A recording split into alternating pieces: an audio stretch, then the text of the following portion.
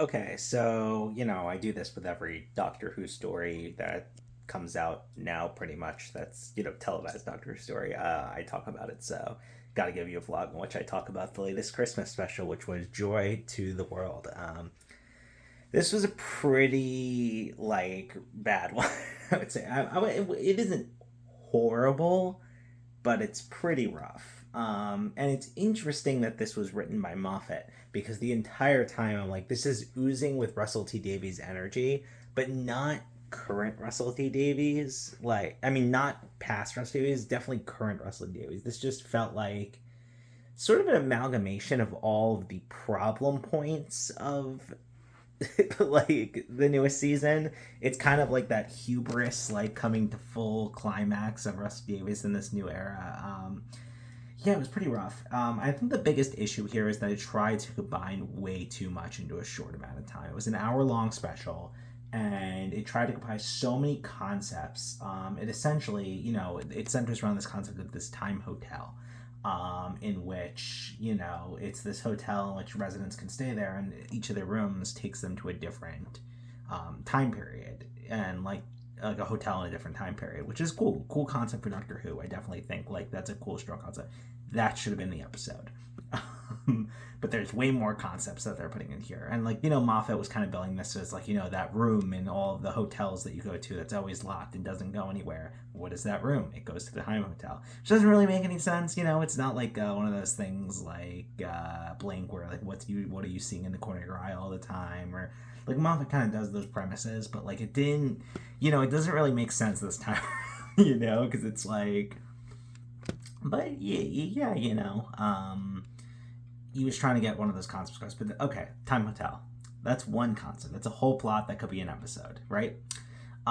So the next thing is, of course, the oh god, what's the corporation? The Vigarland Corporation, or I'm thinking of Vigarland from One Vinland, Vigarland. I don't remember the name of this evil corporation that's kind of seeming to be a plot thread that Russell is trying to weave in, because it was a part of Boom, which was Moffat's last episode, and I think Moffat is kind of doubling down in his current lore, unless this was mandated by Russell, unless Russell is starting like to put together like a Vigarland arc or something. If I have that name wrong, I'm sorry. Which could very well be. It could very well be that Russell is trying to put together an arc like that, and is like, "Hey, Moffat, can you bring this back in the special and weave this in?" And Moffat's like, "All right." I could definitely see that being the case. But yeah, so it's essentially bringing that thread back from Boom and bringing a lot of the concepts back from Boom, but putting it into a situation and scenario where it doesn't really work, because essentially what the company is trying to do is trying to use the Time Hotel as a cheap way of creating free energy, which is smart and it's a cool concept. Essentially what they would do is they have this like sentient suitcase that kind of like possesses, it has like the core of like a baby star, and essentially, and this is like an interesting concept actually. Essentially what they would do is use one room in the Time Hotel to go really far back in the past, plant the star, hide it away, and then go back and immediately skip to another room to release that far in the future, to unleash the star, give it the time it needed to brew over real history. And so it's like sort of like a seamless process, and I think that's a cool concept and idea. And they'd use the energy as an infinite time source, but it comes into the whole core of like time travel stories issue, where this corporation is doing that, but it's like obviously that if they were doing that, they wouldn't exist in the future, because obviously it's a semblance of humanity. So if they went back and kind of wiped out all of humanity, the corporation wouldn't exist, and the loop wouldn't be able to start.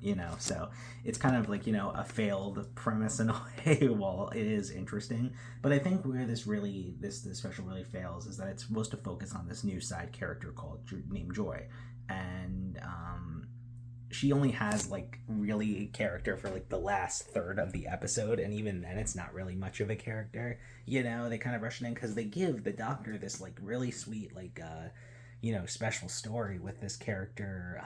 What was her name? Was it Anita? so essentially there's a part in the episode where he essentially has to do one of his waiting games where in order to make something work he'll have to sit around and do nothing for a year in real time in order to be able to access back to the time hotel and get back to the TARDIS and continue the story. So he starts working at this little hotel and becomes really good friends and forms this like deep bond with the hotel caretaker, I guess. And they like give her this whole special story that really goes nowhere. Like why would they not figure out a way to consolidate her in the character of Joy? Because like having like this whole like sentimental emotional thing with the Doctor for like a good chunk of the episode, and then him leaving her and then going off with Joy, who has no character yet, pretty much, to or a very bad character to continue the story. It's rough. Like why could they not figure out a way to just combine the characters and make it work? And also like, so the whole thing with Joy, it actually does something interesting, which it does like a commentary on the COVID-19 pandemic, and it's cool to see this because I feel like, especially early Russell, like season 1 of Doctor Who, like a lot of it is commentary, like this is a lot less subtle, but a lot of it is like commentary on the Iraq War, things like that. So like, it's interesting to see Russell. I guess this was written by Moffat, but see them try to sort of weave that social commentary in, even though it doesn't have the same finesse anymore. It's very blatant and explicit. Dot and Bubble did it, I think, very well too, but this was like, so I thought I do admire that they were kind of having like, a commentary on how the British government handled the COVID-19 pandemic, and it's cool that they integrated that into the story, and I think that was kind of well done, and gave Joy at least a little bit of character before her like self-sacrificial act that we didn't really care about. You know what this episode really reminded me of? Voyage of the Damned. I feel probably exactly the same way about that episode as this episode. It's like kind of a mess, kind of like low tier Doctor Who Christmas special for me, has that exact same energy. I feel like a lot of people are saying this was essentially just a soft remake of Runaway Bride. And I could definitely see that because they're trying to essentially rehash the same lessons. But Runaway Bride worked a lot better because the Doctor was getting over a genuine loss. Like his, the love of his life is trapped in a different dimension and he can never see her again.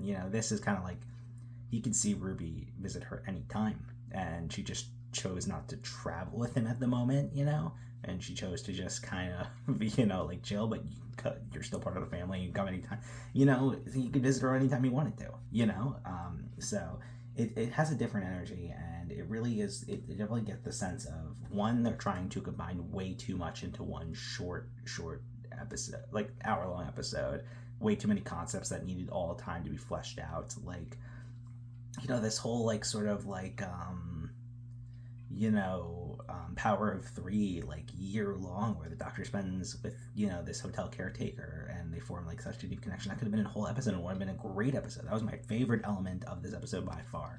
And it just really, like, they just didn't give it the time it needed to breathe, and they tried to fit too many concepts and too many characters, and the ending, like, okay, so Joy sacrifices herself for, like, the start. It made no sense. With how the resolution came out, made absolutely no sense. I could not comprehend what was really the resolution there and what was happening. And the fact that it was, like, it seems like the impetus to trigger the birth of Jesus, so this is, like, a real Christmas origin story, it was kind of a mess, especially toward the end. It just really fell apart. But, yeah, so, and a lot of people are like, I'm kind of sick of people saying, "Oh, Doctor Who's over. Doctor Who jumped the shark." Like, have you not been a fan of the same show the whole time? Where it's like, there's for every good episode, there's a bad episode. That's how this show works. It's not like we're expecting,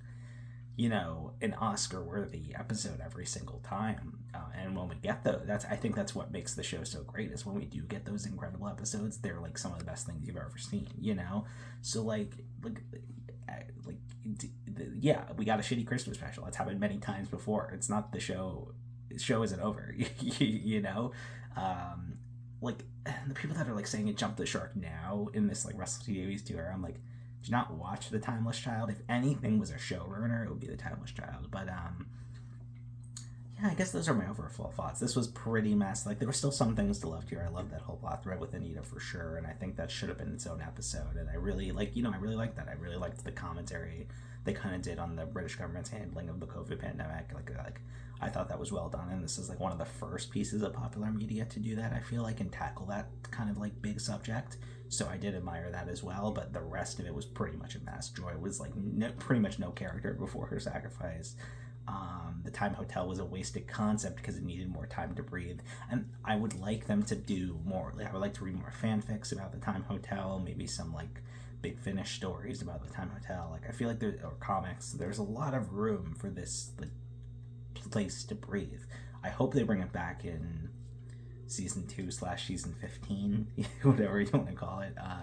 Yeah, I hope they bring it back. But yeah, those were, I would say, my overall thoughts. Very mixed, but overall poor, I would say.